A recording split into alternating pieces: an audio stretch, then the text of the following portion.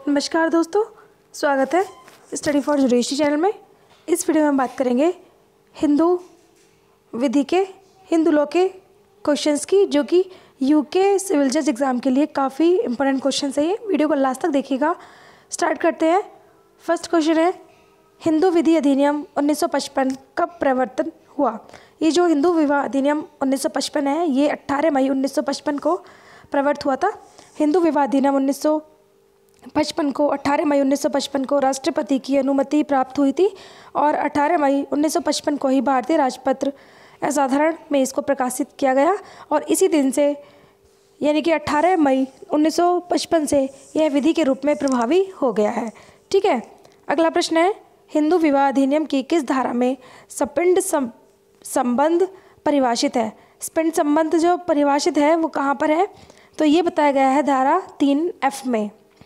हिंदू विवाह अधिनियम 1955 की धारा 3(4) में इसके अनुसार अगर हम देखें तो सपिंड नातेदारी के अंतर्गत माता के माध्यम से उसकी ऊपर की ओर की परंपरा से तीसरी पीढ़ी तक और पिता के माध्यम से उसकी ऊपर की ओर से परंपरा की पीढ़ी से 5वीं नंबर की पीढ़ी तक माना जाएगा। इसमें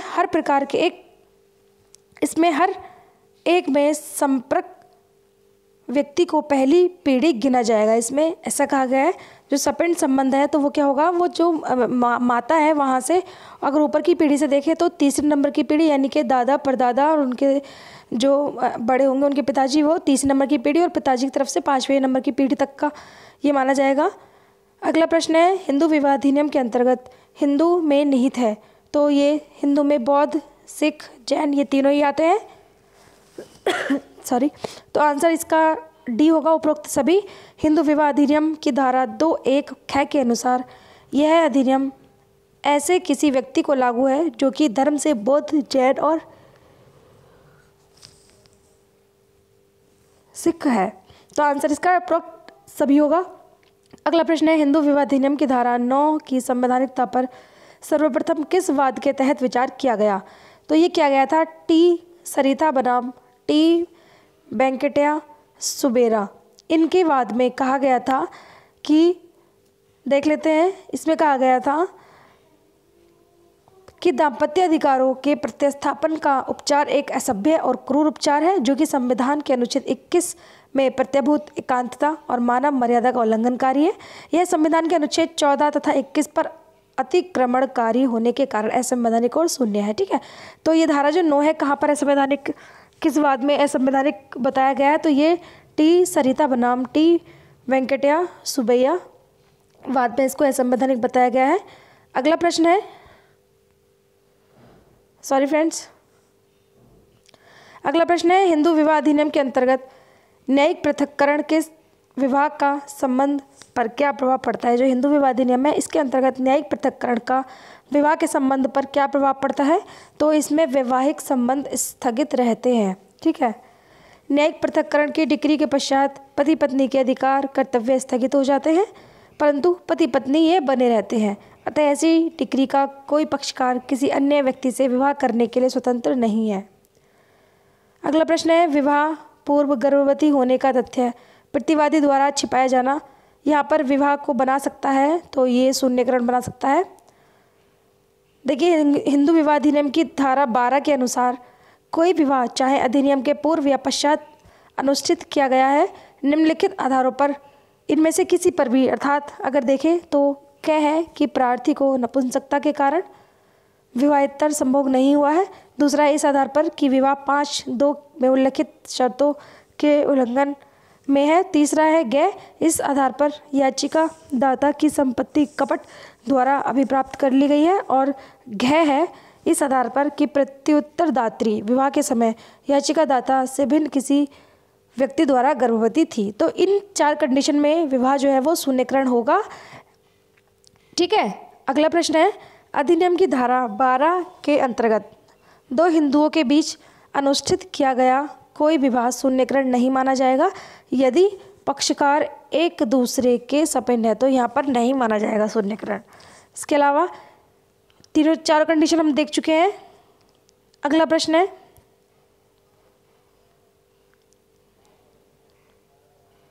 हिंदू विवाह अधिनियम 1955 के अधित्याग के आधार पर न्यायिक पृथक्करण के आवेदन हेतु कम से कम कितना समय लगता है? तो कम से कम ये 200 वर्ष का टाइम लगता है। अगला प्रश्न है, हिंदू विवाह अधिनियम की किस धारा में तलाक के आधार दिए गए हैं? तलाक के आधार धारा 13 में बताए गए हैं। अगला प्रश्न है, लक्ष्मण उत्तम चंद कृपलानी बनाम मीना किस आधार पर सर्वोच्च न्यायालय का अग्र निर्णय है? तो ये है अभित्यजन, ऑप्शन बी। लक्ष्मण बनाम मीना AIR 1964 SC 420 के मामले में पत्नी विवाह के 5 वर्ष पूरे होने के पहले पति का घर छोड़कर अपने मायके चली गई। पति ने बुलाने के लिए कई पत्र डाले, जिस पर पत्नी ने अपने स्वास्थ्य खराब होने का झूठा जवाब पत्र द्वारा दिया। उच्चतम न्यायालय ने अभी निर्धारित किया कि अलगाव का तथ्य होने के अतिरिक्त इसमें अभिजन्य का आशय भी उस समय था जिस समय उसने पति का घर छोड़ा था। अगला प्रश्न है, आणविक अभिजन से संबंधित मामला, तो यहाँ पर ज्योतिष चंद्र बनाम मीरा का मामला है। इस बात में देखें तो यह अभी निर्धारित किया गया था कि पत्नी ने अपने आचरण द्वारा पत्नी को विवश किया कि वह वैवाहिक घर से अलग रहे। इस प्रकार पति अभित्यजन का दोषी था, यद्यपि वह पत्नी थी जिससे वैवाहिक घर छोड़ दिया था। अगला प्रश्न है, दास्ताने बनाम दास्तानी का वाद, ये संबंधित है विवाह विच्छेद से। DNC दास्ताने बनाम श्रीमती S दास्ताने, इस बात में विनिश्चय किया गया कि पत्नी का आचरण स्पष्ट रूप से क्रूरता के तुल्य है। यद्यपि क्रूरता का मामला सिद्ध था, फिर भी वह विनिश्चित किया गया कि पति ने क्रूरता को क्षमा कर दिया है, अतः पति की न्यायिक पृथक्करण की अपील निरस्त हो गई है। अगला प्रश्न है, अधिनियम के अधीन कोई अर्जी उस